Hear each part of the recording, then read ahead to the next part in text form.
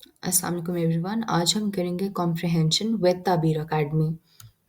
तो पहले हम देखेंगे कुछ स्ट्रैटेजीज तो आप यूज़ कर सकते हैं कॉम्प्रिहेंशन पैराग्राफ को सॉल्व करने के लिए। तो एग्जाम में एक शॉर्ट कॉम्प्रिहेंशन पैसेज गिवन होता है जिसकी लेंथ यूजुअली अंडर 10 लाइंस होती है। So after you read the passage आपको कुछ क्वेश्चंस गिवन होते हैं जो आपने आंसर करने होते हैं यूजिंग द डेटा जो पैराग्राफ में गिवन होता है। जो गिवन क्वेश्चंस होते हैं वो डिफरेंट डिफिकल्टी लेवल्स के होते हैं। जनरली मोस्टली क्वेश्चन सिंपल होते हैं, only some of the questions are hard.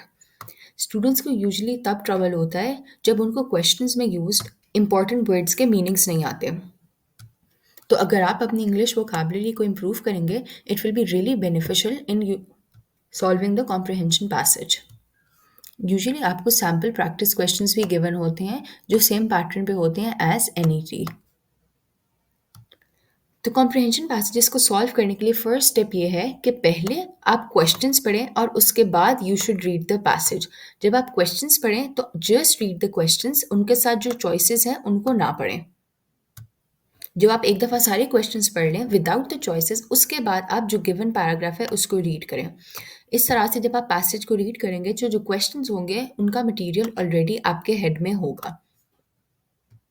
तो वाइल रीडिंग द पैसेज जब आप उस लाइन पे पहुंचेंगे जिस पे क्वेश्चन गिवन होगा it can be in a straight forward manner या वो राउंड अबाउट वे में पूछा जा सकता है।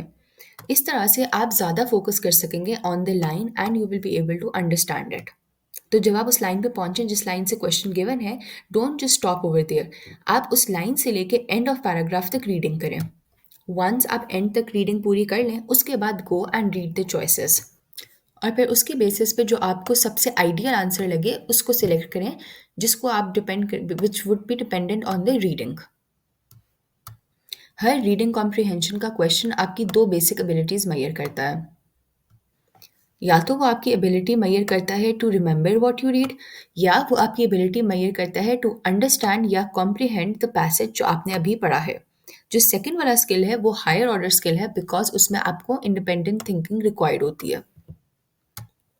तो यू विल सी कि जो मेजॉरिटी ऑफ क्वेश्चंस होते हैं वो कॉम्प्रिहेंशन क्वेश्चंस होते हैं, they are not memory questions, तो वो आपकी मेमोरी नहीं टेस्ट करते।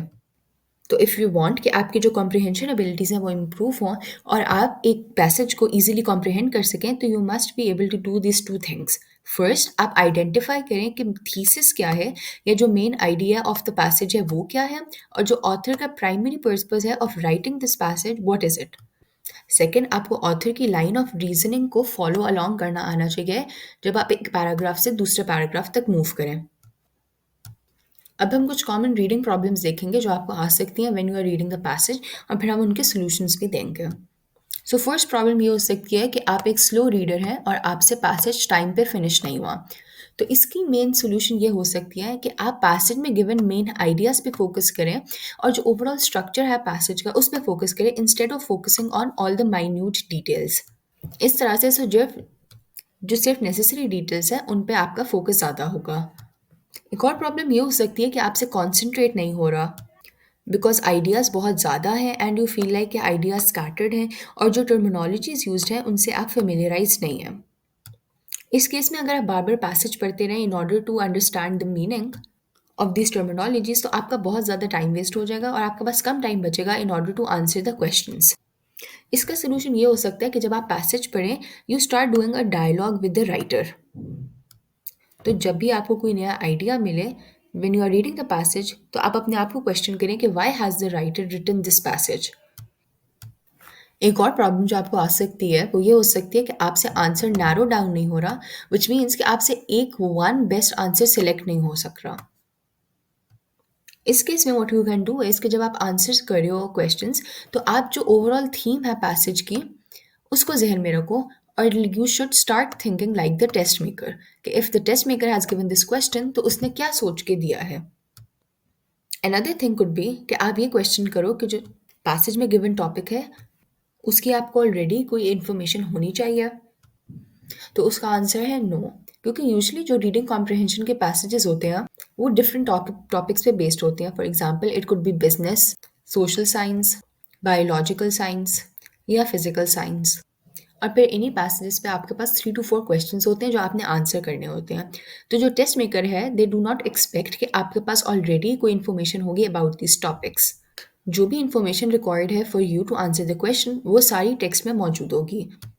इनफैक्ट अगर आपके पास कोई प्रीवियस नॉलेज है भी अबाउट द टॉपिक, आपको वो नहीं यूज़ करनी टू आंसर द क्वेश्चंस।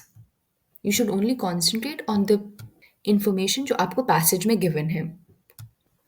एक और क्वेश्चन जो आपके जहन में आ सकता है व्हेन रीडिंग द पैसेज वो ये है कि should I memorize every detail given the passage. इसका आंसर होगा no, you don't need to memorize everything, you just need to understand कि पैसेज किस बारे में है, उसके मेन आइडियाज़ क्या है और मेन थीसिस क्या है। बिकॉज आप किसी भी टाइम पे पैसेज को रेफर बैक कर सकते हैं अगर आपने कोई स्पेसिफिक डिटेल क्लैरिफाई करनी है या अगर आपने किसी टर्मिनोलॉजी का